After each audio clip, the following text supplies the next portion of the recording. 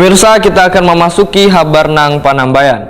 Hampir 3 tahun, sebagian warga Simpang Jelai, Kelurahan Mantuil, Banjarmasin Selatan, beraktivitas melalui titian sepanjang 300 meter yang sudah layak dijadikan sebagai akses jalan.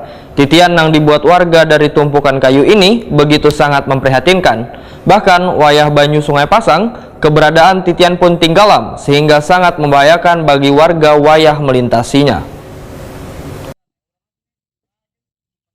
Hampir 3 tahun, sebagian warga Simpang Jelai, Kelurahan Mantuil, Banjarmasin Selatan, beraktivitas melalui titian sepanjang 300 meter yang sudah layak dijadikan sebagai akses jalan. Titian yang dibuat warga dari tumpukan kayu ini begitu sangat memprihatinkan, bahkan wayah banyu Sungai Pasang, keberadaan titian tenggelam, sehingga sangat membahayakan bagi warga yang melintasinya.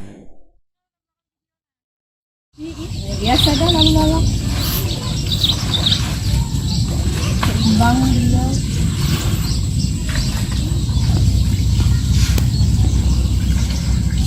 Berapa dah Faro? Jam 10 lah. Lurah Mantuil Normansa, Waitakuni Prima TV Baisukan Kamis 11 Agustus 2022 mengaku titian jalan simpang Sungai Jelai dengan panjang lebih dari 600 meter sebagian sudah mulai dibangun menjadi titian beton dari sebelumnya berbahan kayu. Titian beton ini ujar Normansa dibangun Dinas Pekerjaan Umum dan Penataan Ruang Banjarmasin sejak tahun 2013 lalu. Namun pembangunannya panjangnya hanya sekitar 300 meter. Sedangkan sisanya masih belum ada kelanjutan penyelesaiannya. Padahal warga ujung Simpang Jelai ada sebagian anak-anaknya bersekolah di kawasan Kelurahan Basiri Selatan sehingga terpaksa melintasi jalan titian setapak nang rusak. Bahkan ada pula yang memanfaatkan cukung milik warga untuk menyeberang menuju SD Negeri Basiri Selatan 10 Banjarmasin Selatan.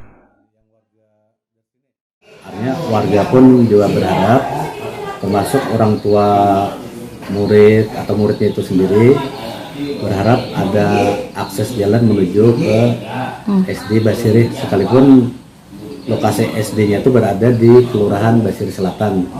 Cuma sebagian warga dan anak muridnya bersekolah di SD Basiri 10 itu. Iya, sudah ada pengusulan dari pihak kelurahan melalui usulan dari RT ke kelurahan, terus kami kelurahan menyampaikannya ke kecamatan. Nah, dari kecamatan itu kan diseleksi lagi. Nah, yang menseleksi kan pihak kecamatan. Yang pasti kami sudah aspirasi dari warga ke RT. Nah, RT ke kelurahan. Kami kelurahan menyampaikan ke kecamatan. Gitu. Sebelumnya titian-titian darurat juga. Titian kayu lah. Mungkin batang nyur itu dipakai warga karena di sekitar sini pun memang jumlah warganya kada terlalu padat kan, kada terlalu banyak. Cuma mungkin karena mengingat di seberangnya itu ada sekolahan, nah itu mungkin jadi prioritas Pak. Jadi prioritas. Ya sama dengan mewakili warga juga berharap titian itu bisa bersambung berlanjut gitu kan. Sehingga bisa menuju akses ke SD Basiri 10. Iya. Sebelumnya ada pantauan mungkin dari pihak terkait Pak, kayak ini nah Dinas PPRK. Ada juga. Ada lah. Artinya baik yang mereka memberitahu ke kita ataupun yang secara tugas dari PPR sendiri kan ke stafnya kan untuk tinjau lokasi ada.